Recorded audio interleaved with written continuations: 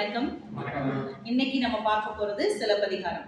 சிலப்பதிகாரம் காணல் வரியில நமக்கு என்னெல்லாம் புரிஞ்சிருக்கு, என்னெல்லாம் படிச்சிருக்கோம், எதெல்லாம் ஞாபகத்துல இருக்கா இல்லையான்றதெல்லாம் இப்போ வந்து சர்ச் பண்ண போறோம். ஸோ நமக்கு வந்து டிடி பேஸ்ட் ஆக்டிவிட்டி. ஸோ நம்ம டிடி பேஸ்ல தான் நம்மளுடைய கல்லூரியில் வந்து படிக்கிறோம் இல்லையா. ஸோ இது எல்லாமே ரிமெம்பரிங், அண்டர்ஸ்டாண்டிங், அப்ளை, அனலைஸ், அப்புறம் எவாலுவேட், அப்புறம் கிரியேட். இப்போ கிரியேட்டுங்கிறது என்னன்னா, நாம புதுசா இதே மாதிரி சிலப்பதிகாரத்தை உருவாக்குறோம் அப்படின்னா அது கிரியேட்.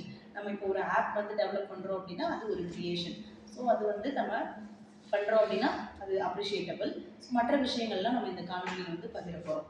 முதல்ல ரிமெம்பரிங்னு சொன்ன உடனே சிலப்பதிகாரம் ரிமெம்பரிங்னா என்னென்னலாம் உங்களுக்கு ஞாபகம் வருது? அப்புறம் அவங்கள்ட்ட போய் இந்த கடல் அதெல்லாம் போய் சொல்லும்போது அதெல்லாம் பிரிவு. Okay, good. ரெண்டு பேருக்கு அந்த வேறுபாடு பாடல் பாடும்போது பாடல் பாடும்போது வரக்கூடிய கருத்து வேறுபாடு வர்றது. ஓகே, கடல்கிட்ட கேட்குறீங்க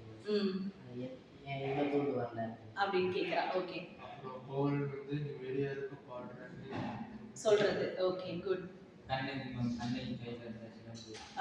ஓகே, குட். இப்போ வந்து நம்ம சொல்லும் போதே பார்த்தீங்கன்னா நெய்தல் நிலம் வந்துருச்சு, தூது சொல்லக்கூடிய விதம் வந்துருச்சு, கோவலன் கண்ணகி. இப்போ கோவலன் கண்ணகியினுடைய சிலம்பனால தான் சிலப்பதிகாரமே உருவாச்சு. இப்போ நமக்கு வந்து ஒரு கிரியேஷனையே உருவாக்கக்கூடியதுன்னு சொல்லலாம் ரிமெம்பரிங். இப்போ நமக்கு என்ன விஷயம்னாலும் ஞாபகத்தில் இருந்தால் மட்டும்தான் என்ன பண்ண முடியும், நம்மளால சொல்ல முடியும். ஸோ அடுத்தது பார்த்தோம்னா அண்டர்ஸ்டாண்டிங். உங்களுக்கு இந்த காணல் வரியில என்னென்னலாம் புரிஞ்சுது? அவங்க தெரிஞ்சு போறது.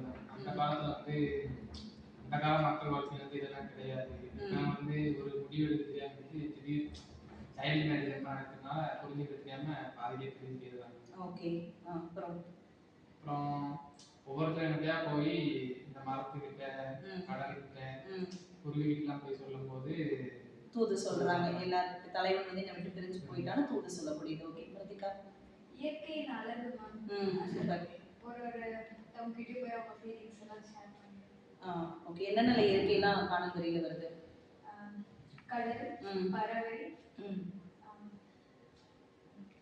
ஓகே, கடல் சார்ந்த நிலம் தான் முழுக்க அங்க இருக்கக்கூடிய பறவைகள் எல்லாமே அதன் மூலமா அவங்க வந்து தூது வெளிப்படுத்துறாங்க. கார்த்திக் மேம், அதாவது அந்த காலத்து வாழ்க்கையை எப்படி இருந்துச்சு, எப்படி கூட்டு வராங்க, அந்த கண்ணகி மாதவி எப்படி கூப்பிட்டு வராங்க, அடுத்த எப்படி பாடுறாங்க, அந்த எப்படி அவங்களுக்கு சண்டை வருது, கருத்து ஏற்பாடு வருது.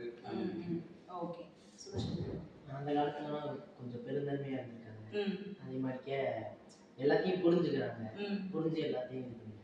ஓகே, அந்த காலத்துல எல்லாமே அண்டர்ஸ்டாண்ட் இருக்கும். இப்போ இந்த ஜெனரேஷன் அப்படி இல்லை. உடனே கல்யாணம் ஆன டிவோர்ஸ் எல்லாம் இருக்கும். ஓகே, அது ரொம்ப பிரச்சனை. ஓகே, மாதிரி அவங்க பிரிவை பற்றி டீட்டெயிலாக சொல்லியிருப்பாங்க, கடலை பற்றி நிறைய சொல்லியிருப்பாங்க. ஓகே, சரி. இப்போ கடல் சார்ந்த நிலத்துல தான் முழுக்க காணல் வரியே வருது. நல்லாவே புரிஞ்சு வச்சிருக்கீங்க, பரவாயில்ல. இப்போ நம்ம என்னென்னலாம் நம்ம வந்து இந்த காணல் வரியிலேருந்து நம்ம என்ன வந்து அப்ளை பண்ண போகிறோம், எந்த வேல்யூஸை நம்ம எடுத்துகிட்டு போய் அப்ளை பண்ண போகிறோம்?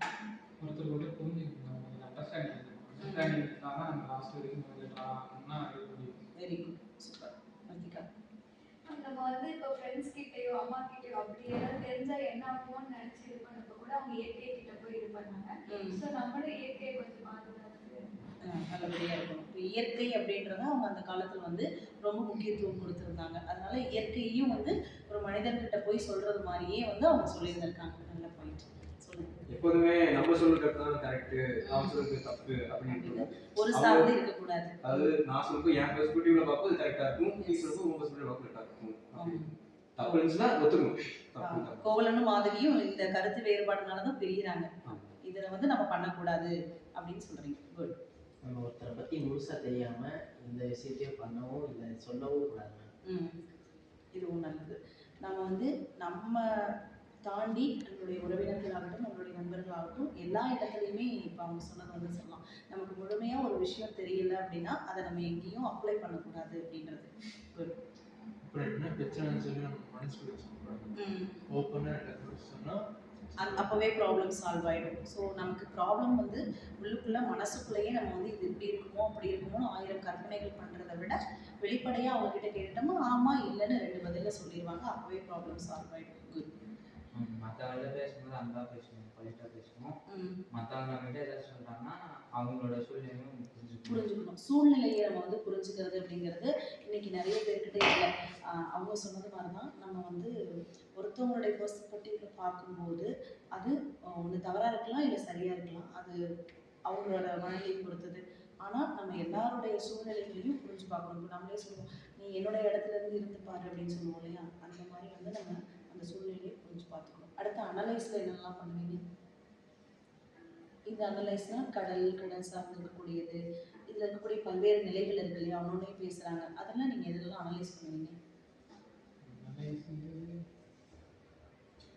கடல் சார்ந்து இருக்கக்கூடிய நிகழ்வு, காணல் வரியில் பல வகையான இது இருக்கு இல்லையா? உருவாக்குறதுக்காக போகிறா, அதே மாதிரி கடலில் உட்காந்து பேசிகிட்டு இருக்கா, தலைவன் இருக்கிறான், தலைவன் எங்கேயோ இருக்கிறான், அப்போ பேசிகிட்டு இருக்கிறான். இப்போ இந்த மாதிரி பல்வேறு நிலைகள் இருக்குது. இதில் நீங்கள் எதெல்லாம் பார்ப்பீங்க? உங்களுக்கு புதுசாக இருக்கும் இல்லையா? இந்த ஜென்ரேஷன் பார்க்குறப்போ என்னென்ன விஷயங்களும் நீங்கள் புதுசாக பார்ப்பீங்க, எதெல்லாம் அனலைஸ் பண்ணுவீங்க? இது இப்படி இருந்திருக்கலாமோ, அது அப்படி இருந்திருக்கலாமோ, எதை அனலைஸ் பண்ணுவீங்க? கடல் கிட்ட போயிட்டு பேசுகிறேன். இப்போ என்ன ஏதாச்சும் கொஞ்சம் மன இது இருந்துச்சுன்னா போயிட்டு கடல் கிட்ட இருந்து பேசுகிற மாதிரி ஏன்னா அமைதியாக இருந்தாவே நல்லா. ஓகே, சரி. இப்போ நீங்கள் சொன்ன விஷயங்கள்ல இருந்தால் எவாலுவேஷன் ஒவ்வொரு பாயிண்ட்லேயுமே நீங்கள் ரொம்ப அழகாக சொன்னீங்க. கடல் சார்ந்து இருக்கக்கூடிய நிலத்தில் இருக்கக்கூடிய ஒரு தலைவி இயற்கை கிட்ட போய் பேசுகிறா இல்லையா? அப்போ அந்த இயற்கையும் அவங்க என்ன மாதிரி பார்த்துருக்காங்க, அவங்களையும் ஒரு ஒரு உணர்வாக தான் பார்த்துருக்காங்க. நம்ம கூட ஒரு அப்பாவோ அம்மாவோ இருந்திருந்தாலும் எப்படி பார்ப்பாங்களோ அது மாதிரி தான் பார்த்துருக்காங்க. இது ஒரு விஷயம். அந்த கால மக்களுடைய வாழ்க்கை, அதுக்கப்புறம் நீங்கள் சொன்னீங்க இல்லையா, சூழ்நிலைகளை புரிஞ்சுக்கிறது, அடுத்தவங்களுடைய மனநிலையை புரிஞ்சுக்கிறது, இது எல்லாமே எவாலுவேஷனில் வரும். கிரியேட் அப்படிங்கிறது நான் முன்னே சொன்ன மாதிரி இதே மாதிரி ஒரு படிப்பை உருவாக்குறப்ப வரக்கூடியது. சரிங்களா? சரி, இதுதான் நம்ம டிடி பேஸ்ட் ஆக்டிவிட்டியாக நம்ம வந்து இந்த மாதிரி ஒரு அடிப்படையில் லெவல் 1 லெவல் 2ன்னு சொல்லி 6 நிலைகளில் பார்க்குறோம். சரியா? எல்லாமே ரொம்ப நல்லா பேசுகிறீங்க. நன்றி.